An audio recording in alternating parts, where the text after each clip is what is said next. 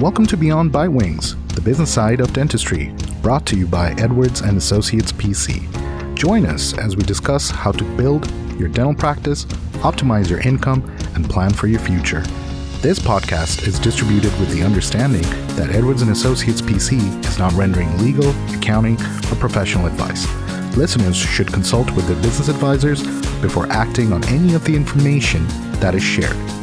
At Edwards & Associates PC, our business is the business of dentistry.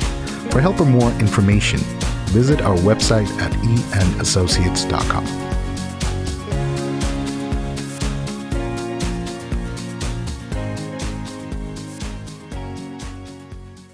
Hello and welcome to another episode of Beyond Bitewings. In today's episode, we will be talking about, hey, how come my marketing expense is so high? Can I do something about it? Or am I being gypped?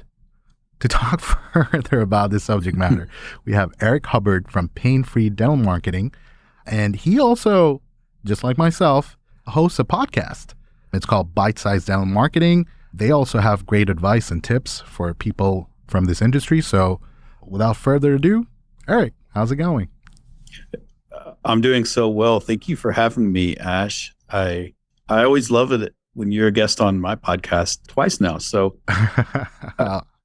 I'm honored to get to join you in your audience. Thank you. Right. Oh, it's always a pleasure. You know, what's fun is that it almost feels like we come from the same cohort, right? We're podcasters and we understand each other and, we're there for each other. So that's agreed. Nice. Agreed. Yeah. Something nice I like about it. But yeah, going back to the marketing side, regarding our episode topic today. Mm-hmm. What do you think? Is it something you deal with a lot? I don't know that a day go by that I don't have some form of conversation with the dentist about the cost of marketing and, what they should be doing or what they are doing. And I think that in short, my answer comes down to a stylistic approach, if you will, of how to determine if you're paying too much for marketing. And I think the first one is, the monetary answer is your total marketing budget generally falls somewhere between 3 and 5%. And Ash, I want to make sure that that's what you guys are seeing, in 2023, at y'all's firm. But I will say the first one is, let's assume the marketing budget is somewhere around 3 to 5% of collections. And then I think we also have to agree what marketing is. Right. And to me, when I say marketing, I mean the summation of the branding, the cost of website, the cost of review management, any social ads that we're doing, any content generation cost around, photo shoot or video shoot. And then of course, at the cost of advertising. So what you would pay Google or what you would pay Facebook or someone else. So when I think of that budget, I think of if you sponsor your kid's softball team, I think that's marketing. Now, I would have to call that a donation because I've never heard of a patient coming from it. But again, I would have to put that into the marketing bucket, right? Would you say that we're agreeing on the definition or it? No, I do agree. No, I completely agree. Yes. So any expense that will help with enhancing the revenue per se can be considered as marketing or a business promotional expense. Yeah. So under that premise, if you will, of the 3 to 5%, I think there's a performance answer and there's an emotional answer. I think that there are certain KPIs that I would look at to determine if a general dentist was overspending on marketing. Mm-hmm. The first one being, how much does a phone call cost? That's right. And I would want to be, somewhere in the, depending on how competitive the industry is there, the area they're in is, mm-hmm. Somewhere between $50 to $100 per call mm-hmm. of qualified new patient call. I'm not just talking, any random call.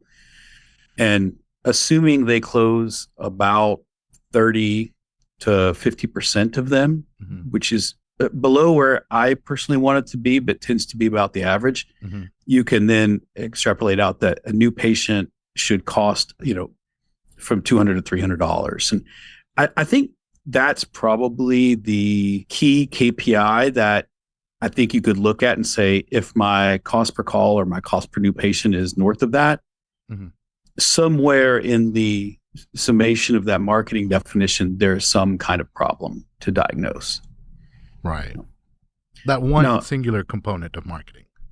Yeah. Now, I will say that I love, Mark Twain has one of my favorite quotes, and there are three lies. There are, lies, damned lies, and statistics. As a marketer, I do see a lot of companies present information that says how much your website's improving and how much social presence you've gained, but yet your new patients are falling.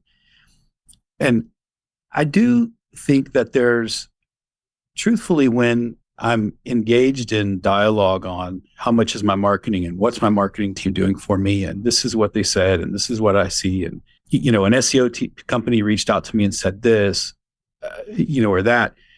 There's typically an emotional response there of the dentist doesn't feel like the marketing team is working hard for them, or they don't feel like they don't have confidence they're working in the right path.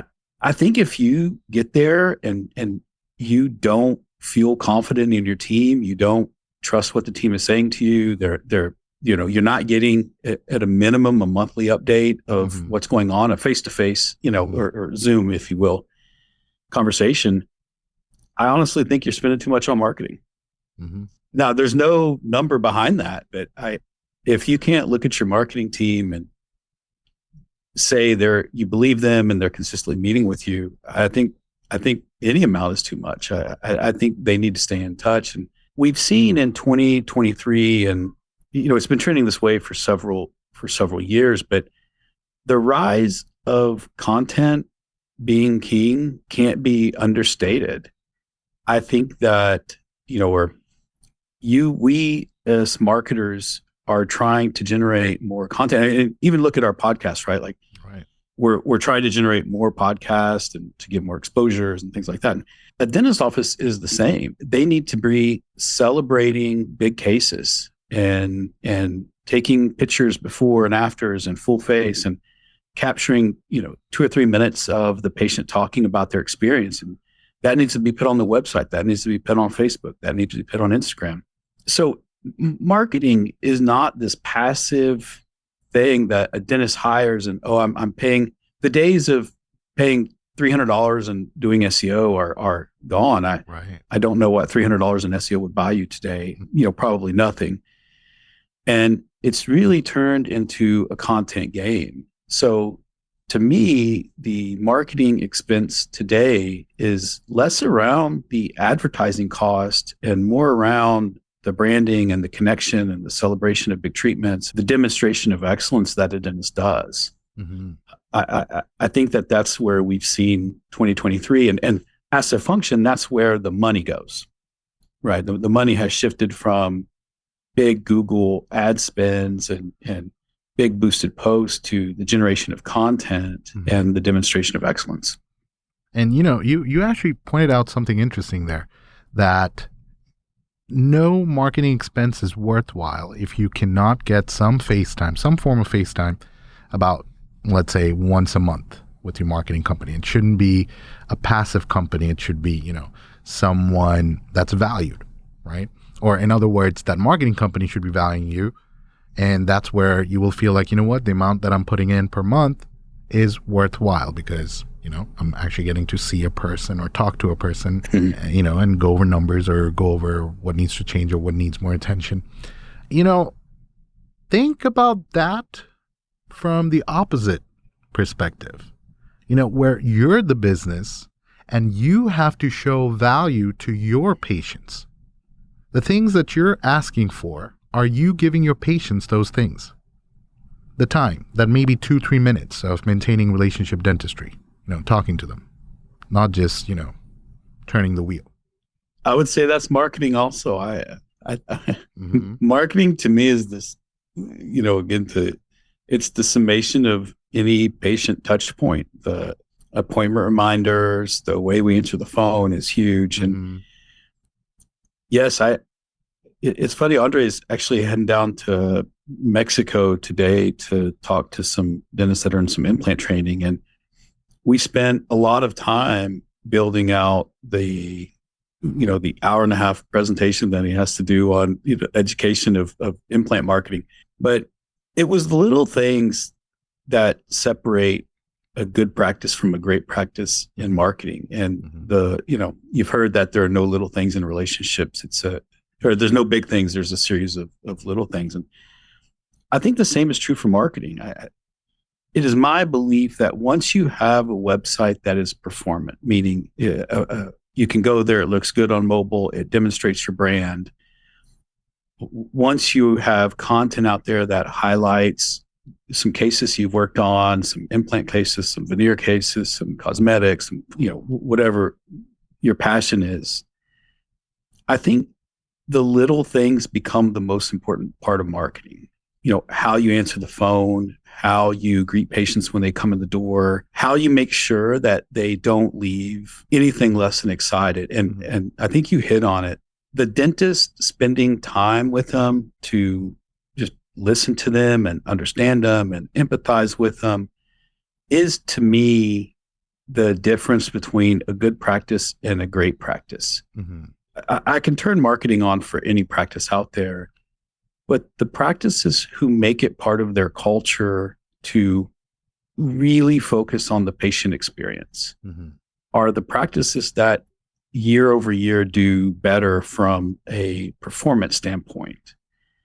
And it's that culture of the office that you hit on. It's that extra minutes. It's the handoff between hygiene and the doctor. It's the little touch points through the day. And I do encourage our dentists to take a step back and be a patient in the practice once a year and see it through their eyes. Mm-hmm. How many times do you walk up to a patient and after an exam and say, okay, it's going to be $419. And there's been no discussion of what was covered or anything around the exam. There's no expectation set. And if you pay attention to the negative reviews that are generated in our space, about 83% are billing or I'll say a bad day in nature. Very, very few clinical bad reviews. As a consumer, even as someone who's been in the field for a while, I will tell you that I clinically don't know the difference between an amazing dentist and an average dentist. Mm-hmm. I can't look at a crown and determine how good it was. I don't understand occlusion. I do know how they made me feel. Right. And consumers are making emotional decisions when they pick a dentist. They're not, you may be the best dentist on the planet, but you telling me you're the best dentist on the planet rings very hollow. My friend who's a patient telling me you're a great dentist rings true to me. My wife telling me you're a great dentist rings true to me. But I do acknowledge we are making an emotional decision of how that person made us feel. And we associate people that we like with having high quality work. So that's really the journey that a patient goes through. And I think you nailed it. As if a dentist can step back and look at their practice through the patient's eyes, why would I assume you're the greatest dentist on the planet if I've never met you? Mm-hmm. What does happen when I walk through the front desk and see furniture that it has tears in the cushions or something like that needs to be replaced, or the front desk that has, the worst sign in the world is the cancellation policy signs. The people who cancel, they're not even in the practice to see the sign. Like, why are you showing me, the good patient, the sign? Right. All of those things are marketing to me. Now, I guess what we're both understanding here and we're trying to convey to our listeners is that marketing is not like a magic sauce that you pay for it and then magically numbers will change. It's a joint effort, right? The tools will be provided by the marketing company. And yes, there's a lot of work that goes on the back end, as Eric mentioned when we started the podcast, that a lot of times we don't see. And even if there's a monthly phone call conversation, how often are we going to talk about the nitty gritty about, how those SEOs were done and what was used to edit the content? The big picture is painted, right? But understand that a lot of work goes in, a lot of people put in their time to make all of these things happen. And I'm not saying all marketing firms are the same, but the good ones, for instance, pain-free dental marketing, they go above and beyond to make sure that all of these things are looked at, taken care of. And then, whatever amount is charged, again, that is typically, as again, Eric mentioned, if it's between 3 to 5%, that's a reasonable range to be in, especially if it's off collections and not UCR fees. Now, I guess what Eric was also trying to mention was the emotional side of it, right? So it's not just the dollar amount. It's just for whatever reason in your gut, you feel like you're not getting your money's worth. That's where I feel like just pick up the phone and talk to your marketing person to get more clarity. I mean, you don't know what you don't know, right? And at that point, you're just assuming. So everyone's busy, just like you. All the people are busy. Just make that communication happen. Get the information you need so you feel more comfortable. Yeah, Ash, you make a really good point. For me, my company, and I know you and Robert and Lynn feel the same way. Like, our companies represent our identity. Right. And if someone is marketing on my behalf, I should be excited about it. I should believe in it. I should understand what's going out there, because in dentistry, it's not, and it's the same for you guys, right? Like, you're not selling bookkeeping. You're not selling tax returns are going to get done. That's right. You're selling the confidence that this firm has, hundreds of dental clients. They're dental specific. They understand the nuances. Like, you're selling consulting and the confidence that if I'm a dentist, my taxes, my bookkeeping, my CPA, my fractional CFO work is going to be very well handled. And when I want to add an associate, you know what to do. When I want to build out an op or add a scanner or a laser, you know what to do with me as my accounting, consulting partner. So I can go get bookkeeping done anywhere, but to go with a specialist is what I'm really seeking. And I'm looking for the confidence. So it's not the product I'm buying. I'm buying the confidence that this is how I want my operation to run. And I think that the same is true in marketing. If your marketing team is pushing free specials and $39 new patient specials, which are terrible, by the way, and you're like, I hate that. I think $1 spent on marketing is too much.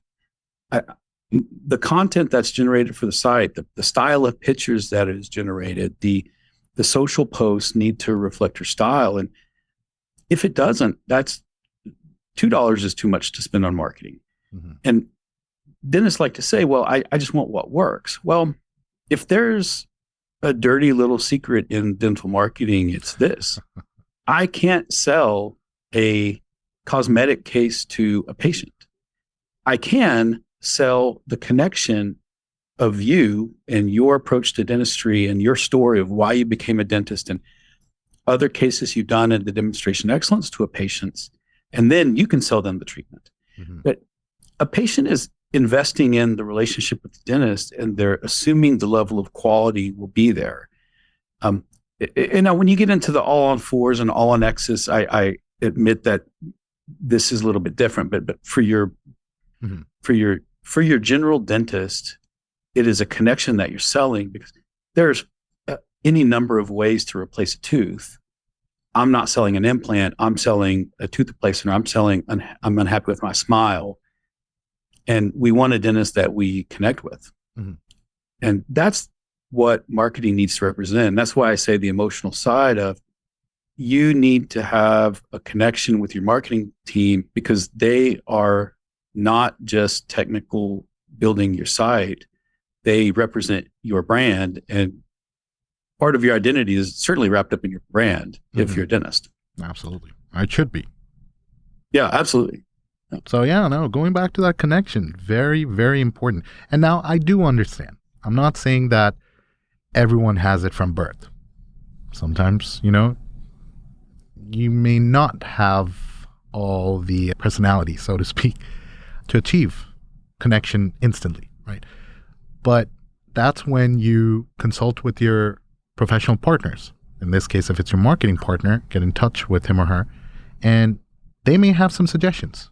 Like, they may have some suggestions with your front desk people on what to say when they pick up the phone, or, even you with your chairside manner, what to, how to speak to them once they're handed off to you from your hygienist, and that smile, or little things that you may not pay attention to, because of the daily huddle or the runabout of running a business.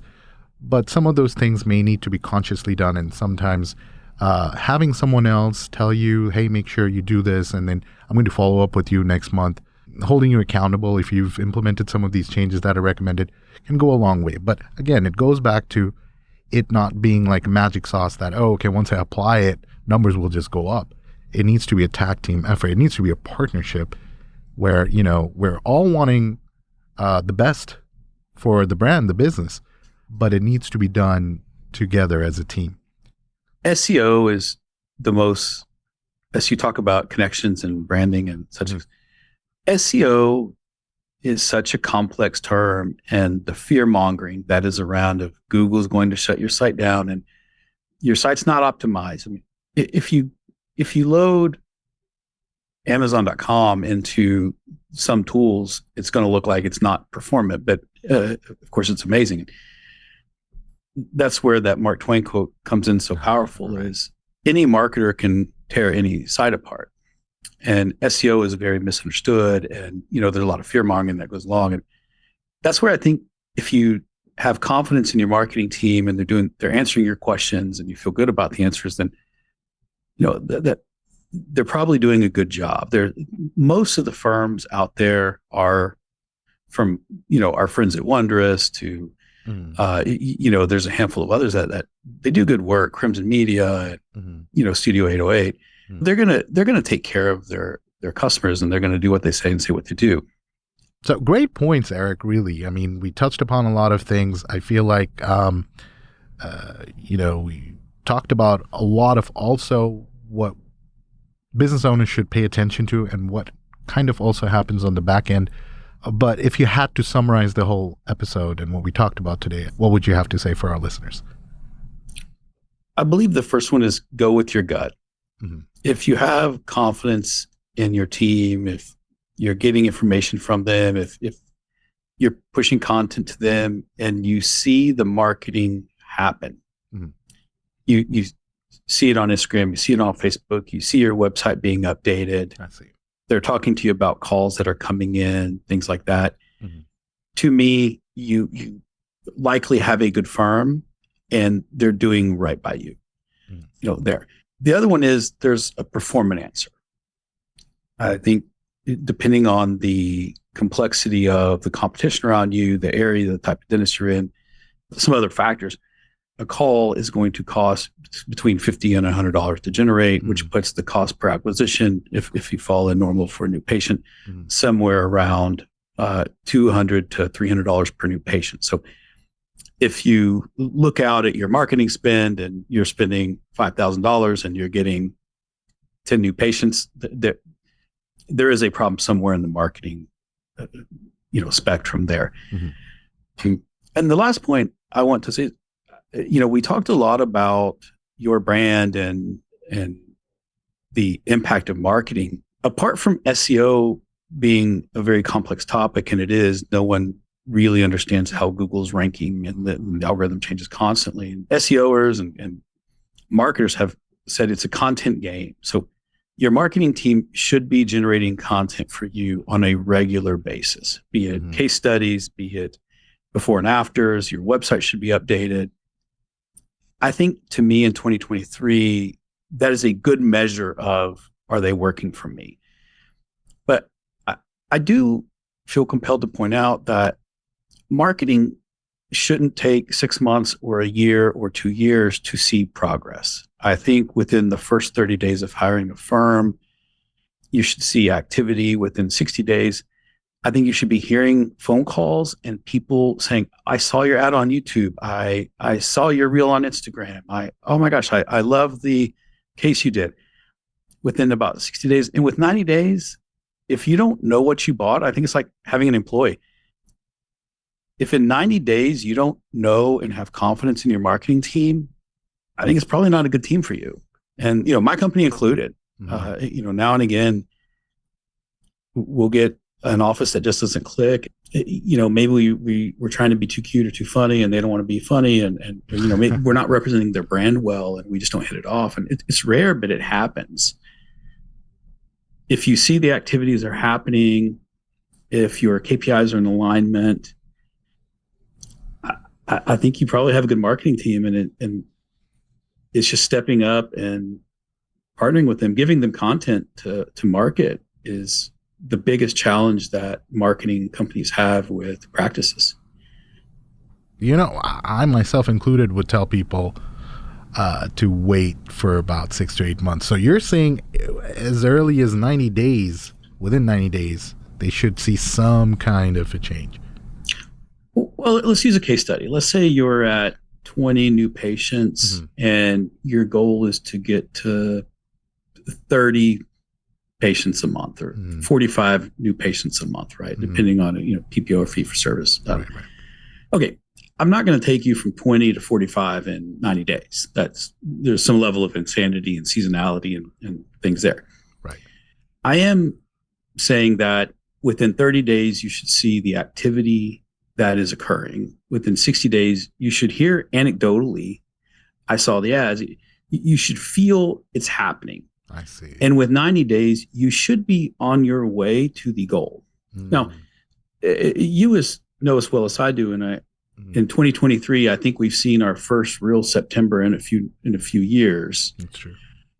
There's some seasonality there, so I think you have to decide: are you looking? Did you hire your marketing team in April and it's now August and they're killing it? Well, everyone's killing it in August. Did you hire them in August and it's October and the numbers are down? Well, some of that is seasonality. But if year over year you're not growing after 90 days, I do think it's worth taking a look.